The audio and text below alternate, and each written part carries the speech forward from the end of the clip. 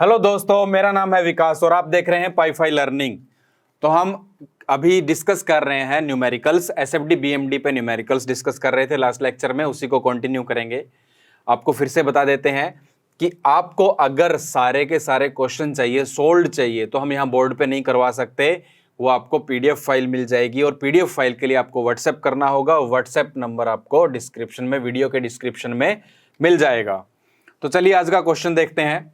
A beam is simply supported at equal distance from ends. Ends से equal distance पे simply supported है.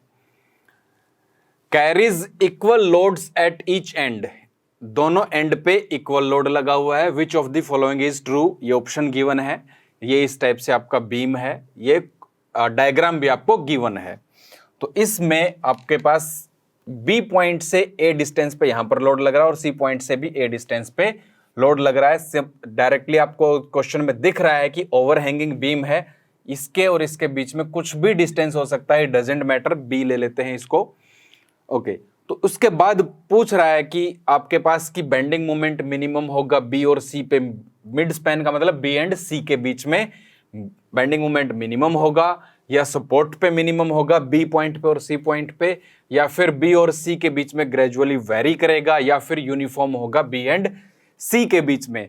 और ये क्वेश्चन इसलिए भी इंपॉर्टेंट है कि सिर्फ इसी के ऊपर बहुत सारे क्वेश्चन आते हैं, सिर्फ इसी के ऊपर, इसी सिचुएशन पे बहुत सारे क्वेश्चन पूछे जाते हैं। वो भी मैं आपको बता दूंगा कैसे पूछे जाते हैं। तो इसको सोल्व कैसे करेंगे, देखो बहुत सिंपल तरीका है। सबसे पहले तो ये वाला बीम जो है सिमेट्रिक है, मिड पॉइंट ले लो, जैसा डायग्राम इधर है मिड पॉइंट से वैसा सेम डायग्राम इधर है, दोनों लोड इक्वल है। तो सिमेट्रिक है। अगर ये सिमेट्रिक है, अबाउट वाई एक्सिस के अबाउट सिमेट्रिक है, तो सिमेट्रिक बीम में आर ए, आर बी और आर सी दोनों इक्वल होंगी।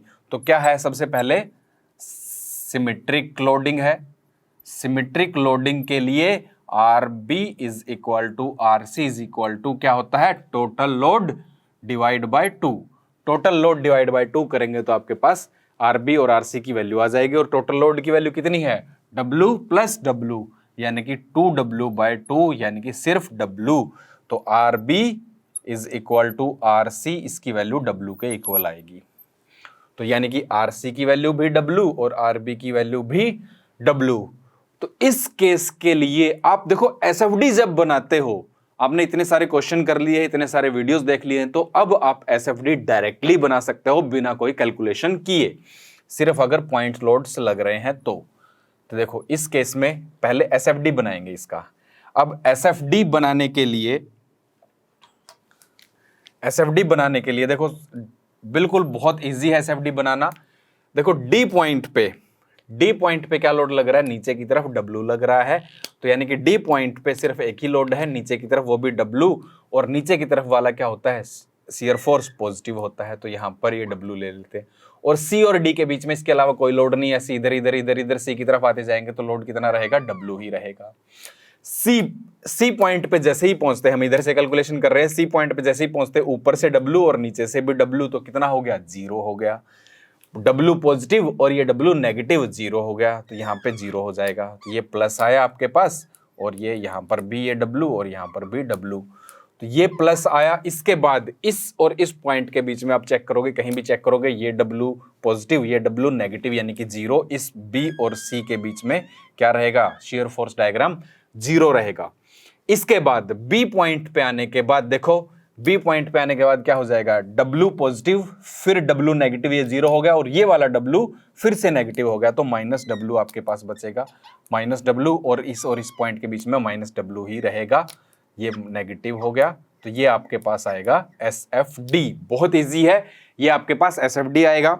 इस टाइप से अगर आप बीएमडी बनाना चाहते हैं, इसका बेंडिंग मोमेंट डायग्राम, देखो बेंडिंग मोमेंट डायग्राम के लिए भी बहुत इजी है। अब हम इसका बेंडिंग मोमेंट डायग्राम बनाएंगे। देखो इस पॉइंट और इस पॉइंट के बीच में अगर यहां पर एक एक्सिस ले ले एक्स डिस्टेंस पे, तो W इंटू एक्स, और नेगेटिव आएगा W इंटू एक्स। वेरिएशन कैसा हुआ, लीनियर।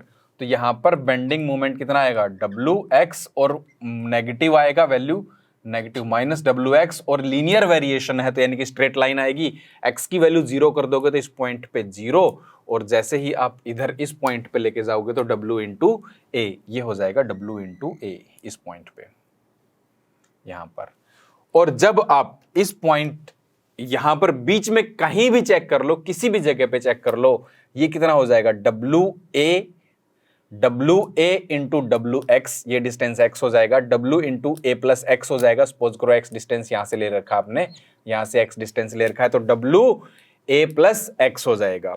तो यानी कि डब्ल्यू बेंडिंग मोमेंट कितना हो जाएगा, डब्ल्यू इंटू ए प्लस एक्स, और ये क्या आएगा, नेगेटिव आएगा, और ये डब्ल्यू एक्स पॉजिटिव आएगा, तो प्लस डब्ल्यू एक्स।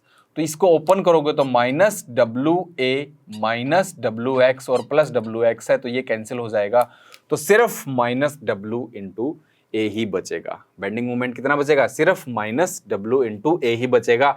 यानी कि एक्स की चाहे कुछ भी वैल्यू हो, ये वैल्यू क्या रहेगी, कांस्टेंट रहेगी, और ये यहां पर ये भी माइनस डब्ल्यू ए आया हुआ है आपके पास, तो यानी कि यहां से लेके यहां तक आपका ये रहेगा। और फिर जब आप यहां पे निकालोगे तो यहां पर भी वेरिएशन इस टाइप से होगा। आप बेंडिंग मोमेंट डायग्राम कैलकुलेशन करके बना सकते हो। तो ये नेगेटिव आएगा, ये माइनस डब्ल्यू ए, यहां पर भी माइनस डब्ल्यू ए होगा, ये आपके पास बेंडिंग मोमेंट डायग्राम बनेगा। अब इस पे बहुत सारे क्वेश्चन आते हैं, मैं क्वेश्चंस बता देता हूं आपको। पहले तो यही वाला क्वेश्चन सॉल्व कर लेते हैं हम। इसमें क्या है, तो देखो बी और सी के बीच में पहले वाला ऑप्शन देखो, bending moment is minimum at mid span. Mid span पे मिनिमम नहीं है, बिल्कुल नहीं है। मिनिमम कहाँ है, इस पॉइंट पे और इस पॉइंट पे मिनिमम है, यानी कि ए पॉइंट पे और डी पॉइंट पे फ्री एंड्स पे मिनिमम है, तो इसका मतलब ये गलत है। Bending moment is minimum eight support, support पे भी मिनिमम नहीं है, क्योंकि मिनिमम कहाँ है, एंड पे है। Varies gradually between sports, sports कहां पर है, बी और सी पर, बी और सी के बीच में तो कांस्टेंट है, वेरी कर ही नहीं रहा है, तो इसका मतलब ये भी गलत है। तो डी ऑप्शन क्या है, bending moment is uniform between supports, यानी कि सपोर्ट्स के बीच में बेंडिंग मोमेंट की वैल्यू क्या है, यूनिफॉर्म है, कांस्टेंट है। ये ऑप्शन आपका सही है, ये ऑप्शन सही है। इस पॉइंट और इस पॉइंट के बीच में बेंडिंग मोमेंट क्या है, कांस्टेंट है। अब ये तो हुआ ये वाला क्वेश्चन, इसके अलावा और क्या क्वेश्चन पूछे जाते हैं।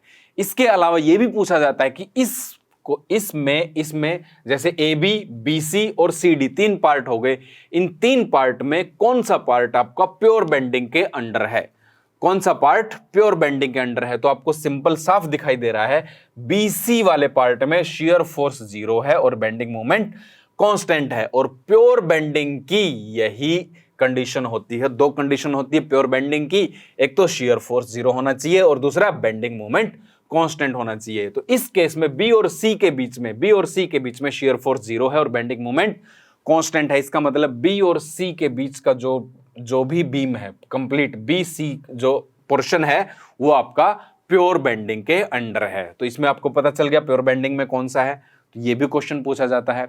एक और क्वेश्चन पूछा जाता है कि आपकी सर्कुलर बेंडिंग कहां पे है, और सर्कुलर बेंडिंग का मतलब वही होता है जब आपका बीम प्योर बेंडिंग में हो, तो उस टाइम पे बेंडिंग जो होती है वो सर्कुलर होती है, उसको सर्कुलर बेंडिंग बोलते हैं, क्योंकि रेडियस ऑफ कर्वेचर की वैल्यू कांस्टेंट आ जाती है, जो हम बेंडिंग में पढ़ेंगे। जब हम बेंडिंग पढ़ेंगे, बेंडिंग इक्वेशन ड्राइव करेंगे, तो वहां पर आपको पता चलेगा कि जो रेडियस ऑफ कर्वेचर है उसकी वैल्यू आपकी कांस्टेंट भी हो सकती है और एक्स के साथ वेरी भी कर सकती है। जैसे जैसे डिस्टेंस बढ़ेगा वैसे वैसे वेरी भी कर सकती है। तो जो कांस्टेंट होती है, रेडियस ऑफ कर्वेचर कांस्टेंट कब होती है, जब आपका मोमेंट कांस्टेंट हो।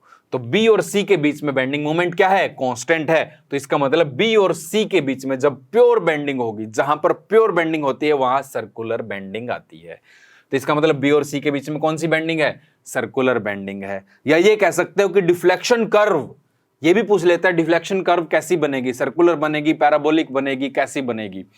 तो जब सर्कुलर बेंडिंग होगी, इसका मतलब यही है कि डिफ्लेक्शन कर्व क्या आती है, सर्कुलर आती है। डिफ्लेक्शन कर्व क्या आएगी, सर्कुलर आएगी, यानी कि बी और सी के बीच में सर्कुलर डिफ्लेक्शन कर्व आएगी, सर्कुलर बेंडिंग होगी, प्योर बेंडिंग होगी। कभी कभी ये भी पूछ लेता है शियर फोर्स 0 कहां होगा, तो बी और सी के बीच में शियर फोर्स 0 होगा। तो कितने सारे क्वेश्चन बन गए इसके ऊपर, बहुत सारे क्वेश्चन, कि बी और सी के बीच में शियर फोर्स 0 है, बेंडिंग मोमेंट कांस्टेंट है, प्योर बेंडिंग है, सर्कुलर बेंडिंग है, और डिफ्लेक्शन कर्व भी सर्कुलर है। तो ये डिफरेंट टाइप से क्वेश्चन पूछे जाते हैं। तो ये हुआ हमारा क्वेश्चन। आपको, आई होप आपको अच्छा लगा होगा। तो ये हमने कुछ क्वेश्चंस हमने सॉल्व किए हैं, कुछ क्वेश्चन आपके गेट से उठाए हुए हैं, कुछ ईएस से उठाए हुए हैं, प्रीवियस ईयर के क्वेश्चंस। अगर आपको सारे क्वेश्चन चाहिए, सोल्व चाहिए अच्छे सॉल्यूशन के साथ, तो आप हमें व्हाट्सएप करेंगे और व्हाट्सएप पे आपको सॉल्यूशन मिल जाएगा सारे क्वेश्चंस का। तो चलिए ठीक है, इस लेक्चर में इतना ही। बाकी हम नेक्स्ट लेक्चर से हम शुरू करेंगे नेक्स्ट टॉपिक। तो सोम हम स्टार्ट से पढ़ेंगे, बिल्कुल फर्स्ट चैप्टर से, फर्स्ट लेक्चर से स्टार्टिंग में, बिल्कुल कि सोम कहाँ से स्टार्ट होती है वहाँ से पढ़ेंगे। उसके लिए आप रेडी रहिए। तो स्टार्ट करेंगे हम नेक्स्ट लेक्चर में, जल्दी ही स्टार्ट हो जाएगा। तो अब टाइम नहीं लगेगा, बीच में मेरी तबीयत थोड़ी सी ख़राब थी तो इसीलिए थोड़ा सा टाइम लग रहा था।